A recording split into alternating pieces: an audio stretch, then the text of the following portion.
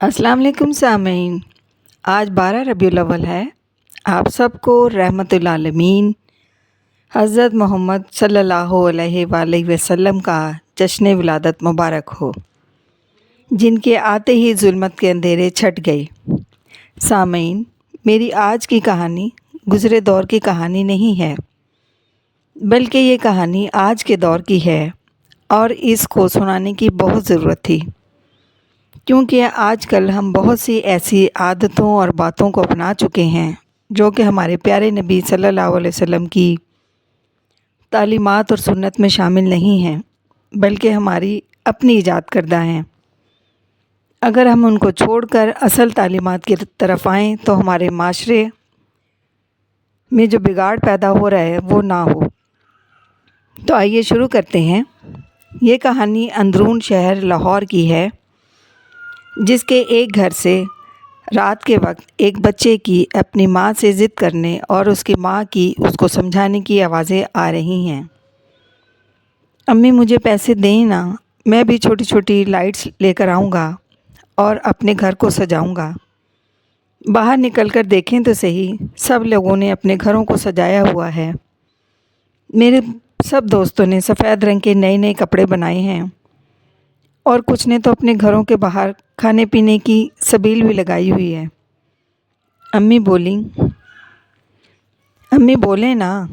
امی نے آنکھوں میں نمی لیے اپنے یتیم بیٹے کو اور اس سے کچھ دور بیٹھی ہوئی اپنی بیٹی کو دیکھا، جس کی آنکھوں میں بھی نمی تھی، اور بولی، بیٹا نہیں، میں آپ کو کب سے سمجھا رہی ہوں، یہ سب کرنا ضروری نہیں ہے، بلکہ ضروری یہ ہے کہ ہم اپنے پیارے نبی حضرت محمد صلی اللہ علیہ وسلم کی تعلیمات پر عمل کریں، اس طرح اصل خوشی حاصل ہوگی۔ لیکن حمزہ نے رونا شروع کر دیا۔ آپ ہمیشہ ہی ایسے کرتی ہیں، اور باہر جانے لگا۔ اس کی بہن عائشہ نے اس کو آواز دی، حمزہ بات تو سنو۔ جی آپی، بھائی کی بات امی کی بالکل ٹھیک ہے، اور آپ کو پتہ ہے اپنی امی کو پریشان کرنا بھی بہت بڑی بات ہے۔ حمزہ، میں نے اپنے منی باکس میں سے کچھ پیسے جمع کیے ہیں، آؤ وہ نکالتے ہیں۔ ہم لائٹیں نہ بھی لگائیں، تھوڑے سے مٹی کے دیے، روئی اور تیل لاتے ہیں اور ان سے چراغاں کر لیں گے۔ ویسے بھی لائٹیں لگانے پر بجلی کا بل بھی زیادہ آئے گا، جو امی کو دینا مشکل ہو جائے گا۔ کچھ پیسوں سے ہم بسکٹ کے چھوٹے چھوٹے ڈبے خرید لیتے ہیں، وہ ہم ان بچوں کو دے سکتے ہیں جن کے امی ابو کے پاس زیادہ پیسے نہیں ہیں۔ اور سفید کپڑوں کا کیا ہے؟ امی نے آپ کے لیے پچھلے سال کے کپڑے اچھی طرح دھو کر ان پر مائع لگا دی ہے اور ان کو اچھی طرح سے پریس کر دیا ہے، وہ بالکل نئے لگ رہے ہیں۔ اور آپ کو پتہ ہے نا کہ ہمارے ابو نہیں ہیں اور امی جاب کر کے بڑی مشکل سے گھر کا خرچہ چلاتی ہیں۔ جی فاطمہ باجی، آپ ٹھیک کہہ رہی ہیں، میں امی سے معافی مانگ لوں گا اور آئندہ ایسا نہیں کروں گا۔ سامعین، اس کہانی کو سنانے کی ضرورت اسی لیے بھی محسوس ہوئی کہ آج کل بہت سی ایسی رسومات ہم نے اپنا لی ہیں جو کہ نہ صرف اخراجات کو بڑھانے کا باعث ہیں، بلکہ معاشرے میں بے چینی اور عدم توازن پیدا کرنے کا باعث ہیں۔ جگہ جگہ لگی ہوئی سبیلیں، خواتین کا خوب میک اپ کر کے بے حجاب باہر نکلنا، جگہ جگہ سڑکوں کے کنارے بیٹھ کر سبیل کا کھانا کھانا، باہر گلیوں میں بچے بڑے مرد عورتوں کا شور ہنگامہ، یہ سب ہمارے نبی پاک صلی اللہ علیہ وسلم کی تعلیمات میں شامل نہیں ہے۔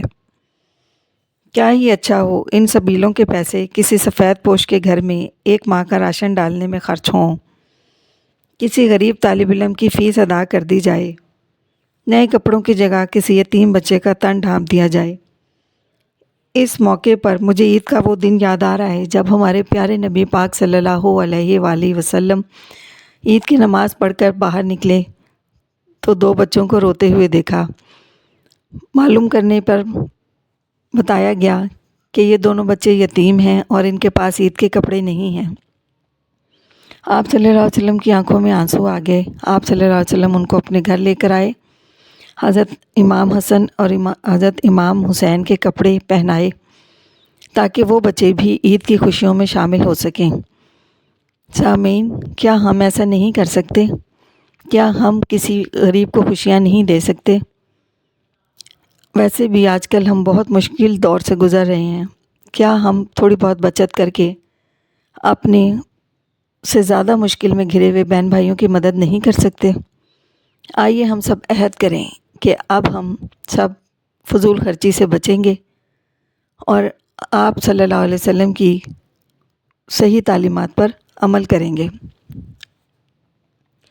اور آخر میں آپ صلی اللہ علیہ وسلم کو ہدیہ سلام پیش کرتی ہوں اور دعا کرتی ہوں کہ ہمیں اللہ تعالیٰ آپ صلی اللہ علیہ وسلم کی تعلیمات پر چلنے کی توفیق عطا فرمائے اور ہمیں ایک اچھا مسلمان بنائے۔ آمین ثم آمین۔ Okay, good luck. Thanks for watching.